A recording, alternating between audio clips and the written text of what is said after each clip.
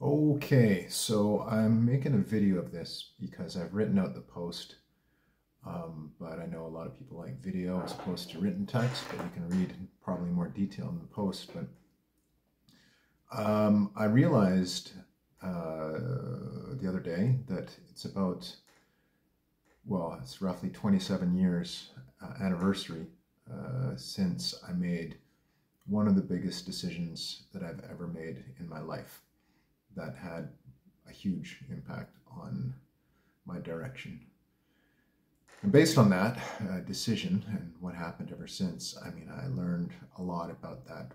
That one decision taught me a lot, and I want to take the opportunity to talk a bit about that decision and that time, and then also what I learned from that. So, this 27 years was back when I was in my undergrad degree, which I can't believe is 27 years.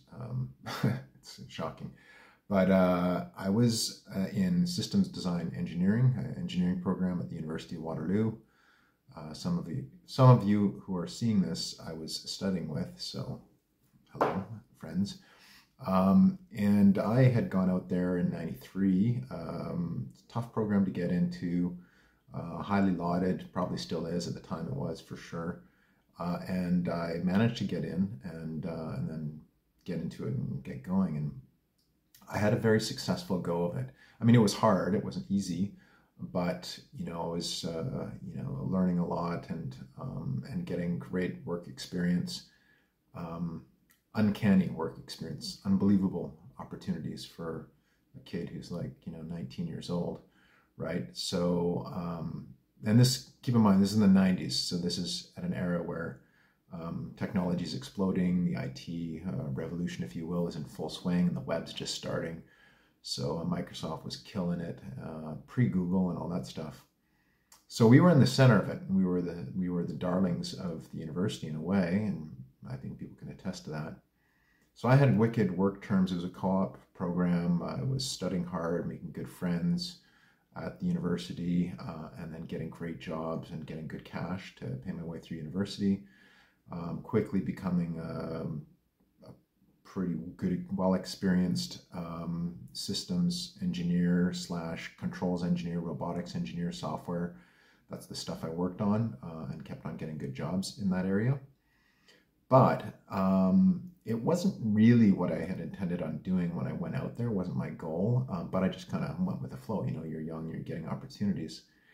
But as I progressed more and more, I found that, even in the work terms that I was getting, although it was super interesting work, I would look around and I'd see the other folks that were working with me who were, later in their years and like senior level engineers and stuff in their 40s and 50s. And I just didn't see myself with like them. Like I didn't see that as my future. And I always had this vision of traveling and seeing the world and working in environmental applications. That was really my goal. But I just kind of bit on the mouthpiece and just kept on going with it, and kept on going with it and kept on going with it.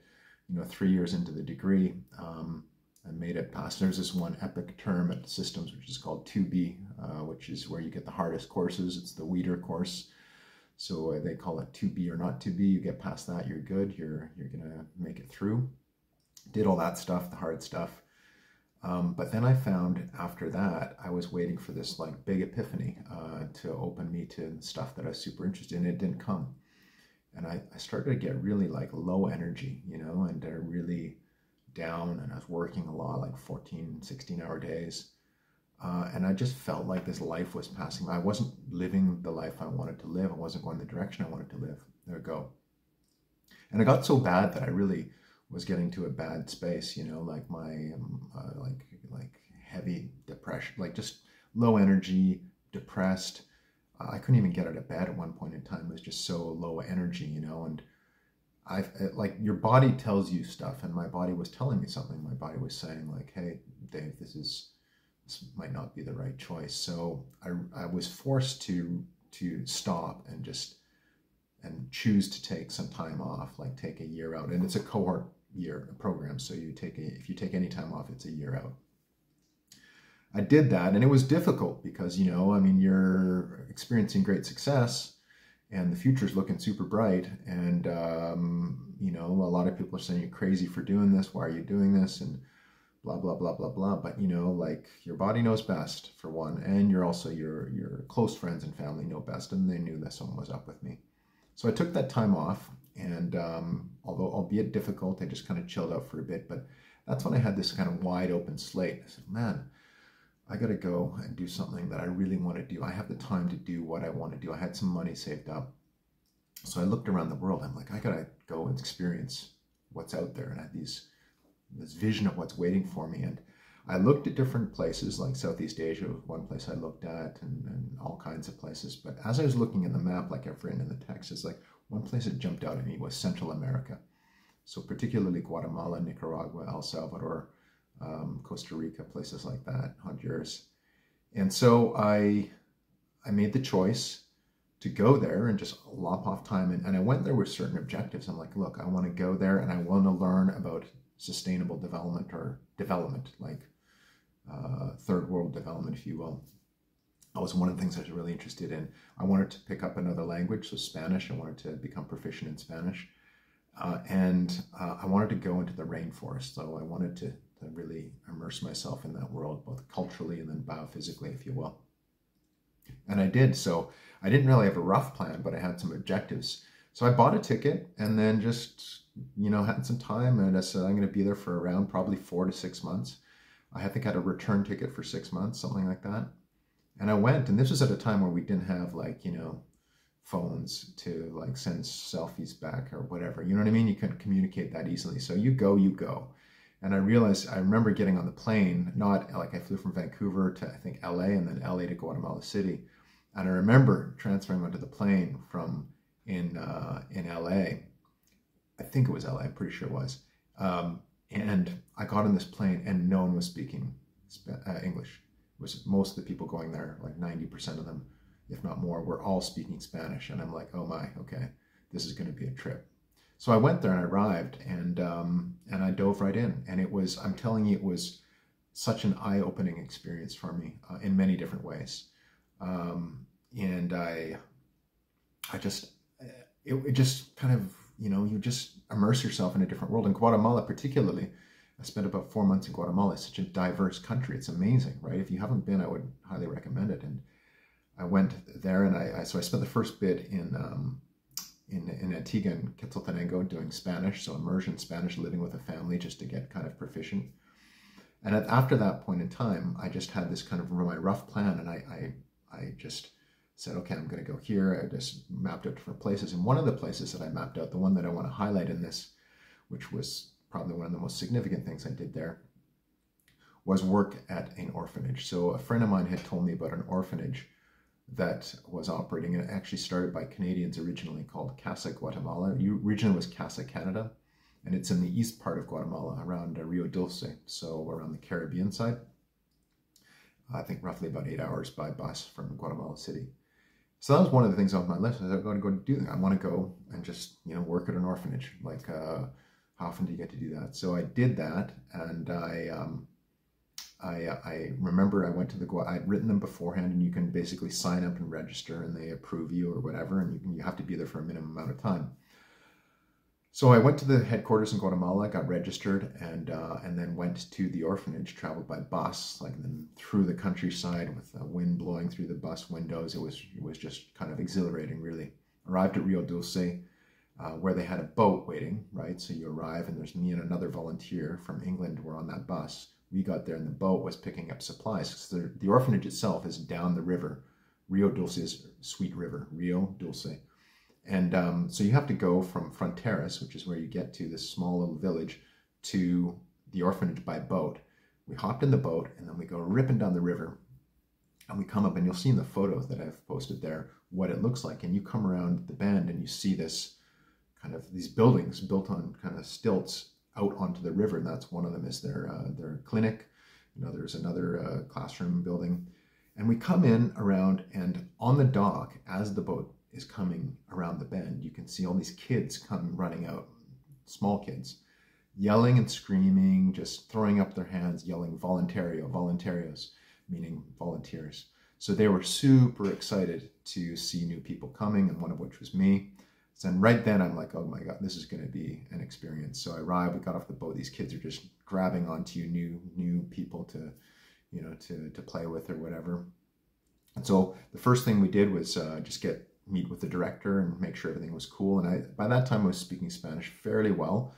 So she said, look, you can work with the Chiquitos, you can go work with these kids, and also the Verones Grandes, the older kids, so like maybe 8 to 13-year-olds too. I'm like, fine, whatever. But right away, so as soon as I get there, they say, oh, well, it's time for lunch. Let's say we had lunch, and after every meal, they clean the kids. It's just a routine they have, right? So they had just had lunch. So I think we had lunch, and then we all did our routine. There's other volunteers there. So there's about like 15 to 20 other volunteers from around the world. So you meet a lot of other people there. So I dropped off my bag, had some lunch, and then they said, okay, well, come on, let's go. And we had to then do our duties, right, as volunteers. And this first one was like showering and like cleaning the kids and getting them changing their clothes and stuff. And so they handed me this kid who just, done a number in their pants. And my job was to, clean this kid and get him ready for, the afternoon of playing in school and stuff. And I'm like, I'm the youngest in my family, so I'd never really been exposed to anything like that. So I mean, right away it was like, just wow, this is really really something special, and like just different. I went from designing robots and software to this in the span of like 6 months or something like that. And I spent a good 5 or 6 weeks there, and over the time made some great contacts, friends there. But just more importantly, just got to see what other different realities that people have. Like these kids who, for various different reasons, were there. I mean, their parents. In some cases, their parents just couldn't afford to take care of them, so they were Guatemalan kids who were sent to the orphanage. And you like, when you are in that situation, you're forced to look at yourself and re-examine or rethink of like, where do you come from, and certainly gain appreciation for whatever you had. And I have a lot to be thankful for, with 2 loving parents and a good supportive home environment and great siblings and extended family and so forth. So, I mean, I left that experience just so, with so much gratitude for what I had grown up with, especially seeing, the situation or plight of other people, these young Guatemalan kids. And then, of course, after that, I went on to the Petén rainforest and went up to the mountains in Todos Santos and with First Nations or Indigenous peoples, and a ton of experiences over 7 months. I worked at an NGO in El Salvador, doing appropriate technology stuff. And after that 7 months, I came back to Canada, and I thought, well, let me finish that degree. Like I was, 3/5 of the way through. So I went back, and it just, I got back and it just wasn't working for me. And so I had to really kind of make a pivot. And I did successfully. I ended up shifting into environmental science. It was not an easy shift because I had to do a bunch of science courses and stuff, but it was what I wanted to do. I wanted to be excited about what I was learning and the environment I was in, and I just wasn't excited at Waterloo at that point in time. And the rest is history. Like I went on after that to get a great job out of my undergrad, and then do grad work at McGill, and then doctoral work at UBC, and have built a company now that basically does kind of what I was exploring when I was 20 something in Guatemala and other countries. But I do it, as a job now, working for the UN and countries and so forth, helping them with their environmental data, their policy planning, and all that kind of stuff. The work that I do through DE, with either directly with the countries or with international organizations and so forth. So the real long and short of this is, why I felt it's important to share this is, like, sometimes you have to listen to your heart, and sometimes you have to listen to your body, and sometimes you have to listen to that voice that you have inside you that's saying like, look, I should do this. Because it's very easy not to do that, right? Like it would have been very easy for me to say, like just stay the course. I'm on a good career track, and I'm gonna, end up in whatever, some, probably automotive manufacturing company, Chrysler, or whatever and have a great career doing stuff that I find quite interesting, but not really what I wanted to do. But instead, I made that hard decision to make a change, right? And this kind of comes back to what I work on now when I'm coaching people is, you got to listen to some of these messages that you get, and it will take courage in order to make that decision sometimes. Like, it's not easy to do what you want. And also it takes strategy, I'm not saying you should just follow your heart, like without any kind of practical consideration. Of course, like I did, but then I also said, okay, well, I'm really interested. Let's build a career around this stuff. And, with time, it was able to materialize. And still, even to this day, I still have to kind of nurture that career path and the growth of my company or development of the company. But if it were not for that decision back in 96, my life would be a lot different now. I don't think I'd be as happy. Who knows? I mean, I would be, but I can tell you this, like those experiences that I had from going to Guatemala, working at the orphanage, going to the mountains, going to the rainforest, learning a different language, really immersing myself in that world. I mean, it's priceless. Like, it truly is priceless. And I just would put that kind of thought in your mind. Doesn't matter where you're at with your life or your career. There may very well be priceless experiences that you may be missing out on if you don't listen to some of those signals or those voices internally, like that gut feeling that you have. So I would encourage you to think about that and think about your life courageously, I guess, is what I want to say. Think about living courageously to pursue your passion. Because when you do that, I mean, everybody's got something that they've got to share with others. I mean, one of my passions, as you know, is jiu-jitsu and the martial arts in general. And I'm really happy that I'm now kind of putting together something that I can share that with other people, as well as the environmental work that I do. So think about that, and I would say try and identify where your courage muscle is. I like to call it a courage muscle, and try and flex it a bit. Now, you don't have to go all out and say, look, I'm going to quit my job as a dentist and go and be a juggler and join the circus, because that's really what I've always dreamed to do. And like, I'm not saying that. I'm saying, like, maybe there's some other things that you're really going to light your fire. And all you need to do is just flex that courage muscle just a bit. Maybe try it out. Put your toe in those waters and see what it feels like. Because I can tell you from personal experience, I've had tremendous rewards and benefits from doing that and continuing to do that. Unexpected rewards. And I believe that there's probably a lot of unexpected rewards and avenues for your path forward that are waiting for you as well. And then all you need is just to flex that courage muscle just a bit here and there, and be open and aware to what your thoughts are and what your feelings are about where you're at with things and what you're doing. Cool. So here's to courage, and here's to Guatemala, and here's to Casa Guatemala. I'm actually quite proud that was started by a Canadian. It's Guatemalan run now, but if you are interested in that, check out the link that I've included in the text of this. It's a super interesting place.